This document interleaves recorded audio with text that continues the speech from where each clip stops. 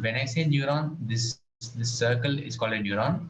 So when you think about neuron, you just have to remember it something like this is something, it just holds a value, right? It's like a variable. A neuron just holds a value. So all these neurons are connected by something called channels, and channels are also associated with some values called weights. They're just numbers. Just remember they are numbers. So okay,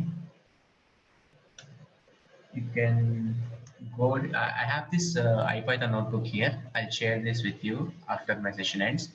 You can go through and know more about neural networks.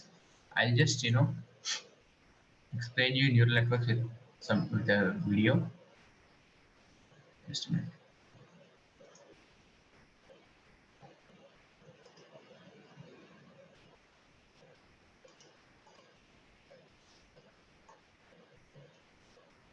So let me show you a basic neural network. This is a neural network. So each and every this circle here is called neurons. They're also called as perceptrons. They're sometimes called as nodes. So you can call them whatever you want. I want to call them neurons. So when I say neurons, remember them as something which holds a value. This thing holds a value. A value means a number, right? So this is an input layer. This is the output layer.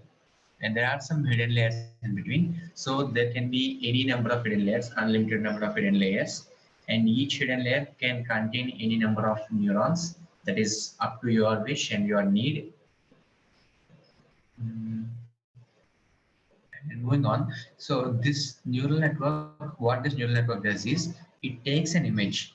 It takes a 28 by 28 pixel image. When we give it to the neural network, it trains itself to categorize the image between these three values. So it will say if it is a square or a circle or a triangle. So what we do is we break this 28 by 28 pixel image into each and every individual pixel, and we give it to the neural network. So what it means is the input layer has 28 times 28 equals 784 neurons here. Here 784 neurons. So each neuron gets each individual pixel value. And then all these neurons are connected, all the neurons in a certain layer are connected to other neurons in the consecutive layer by something called channels, right? These are called channels. These lines are called channels. So these channels are associated with a value, a number called weight. So here are some weights. So when we start the neural network, we start with absolutely very random weights. There is no meaning to them. And as time goes on, those weights get improved. You'll see that. So what value should the neuron in the next layer should contain is defined by a simple function called activation function. This is the activation function. So what value should be contained in this neuron is determined by this function. What we do is we take all the neurons connected to it in the previous layer, we multiply the value in those neurons by the weight which they are connected. So as you can see, this particular neuron, the first one in the second layer, is connected to X1 and X2 neurons, and they're associated with weights 0.8 and 0.2. So that means according to this function, this calculation, what we'll do is X1 times 0.8 plus X3 times 0.2. And there is some constant for each and every layer called bias. The B1 is called bias. This bias is like a constant. So if we know y equal to mx plus c, right? In that y equal to mx plus c, that c is called a constant. All the m, y, and x determine the orientation and the angle slope of the line. And this c, what the c does is, it kind of totally shifts up and down the line, right? So in the same way, this bias also works just like a constant in y equal to mx plus c. So this whole calculation is called the activation function. There are many types of activation functions. I'll show you some here. these are activation functions. What these activation functions do is, after calculating this value, after multiplying the values with the respective weights and adding them together and adding the bias, what they do is, so after doing this, we get, very extreme values. Sometimes we get very large value, sometimes we get very negative value. So with those kind of values, it will be very difficult for the machine to process them.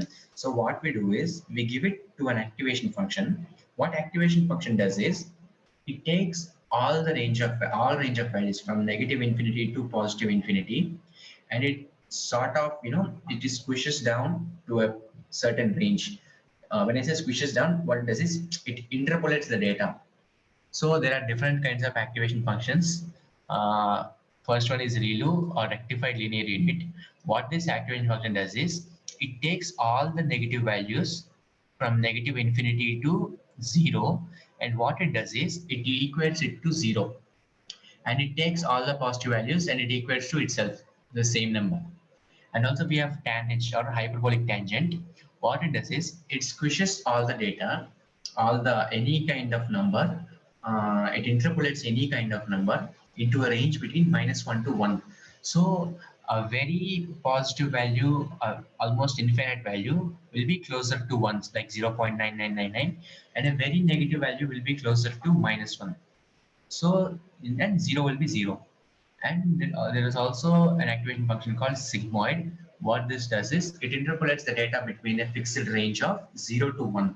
So the very positive value plus infinity is closer to 1, and minus infinity is closer to 0, and 0 is exactly zero point 0.5.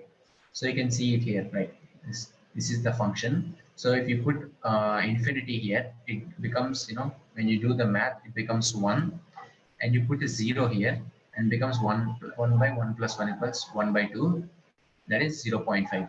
So what we are doing is, we take any value and we constrict the value, and we interpolate the value between a certain range. So that is why we use the activation function. That is what the activation function is used for. We are using that to reduce the burden on the machine. And then we continue this process. We take the values from the previous neurons in the previous layer, and we multiply it with the weights. We use this mathematical equation and apply activation function and store the values in the consecutive layer neurons. We continue this process, and this is called forward propagation. And finally, when we reach the output layer has some values. Each neuron in the output layer gets some values. So what these values mean is, they are actually the probabilities of each photo, each picture, right? So what here this neural network is saying is, this image of a circle, it is saying that it is 50% sure that this image is a square. This image right here, this neural network is saying it is 50% sure that is a square, and it is 40% sure, because it got 0.4 here, it's 40% sure that this image is a circle, and 10% sure that this image is a triangle. So obviously it is wrong. It is wrong because we started with absolutely random weights. Okay, so what we do is, we calculate the error we got. So if this were an ideal neural network, what it should say, it should give 0 in this neuron, because it is not an image of a square. So that's why it should give us 0 in the square neuron, and it should give 1 in this circle neuron, because it is a circle, and it should give 0 in the triangle. So this is the actual output we should get. But what we got, 0 0.5, 0 0.4, and 0 0.1. So that is why what we do is, we calculate the error. So this is the error, negative 0 0.5 error in this first neuron, plus 0.6 error in the second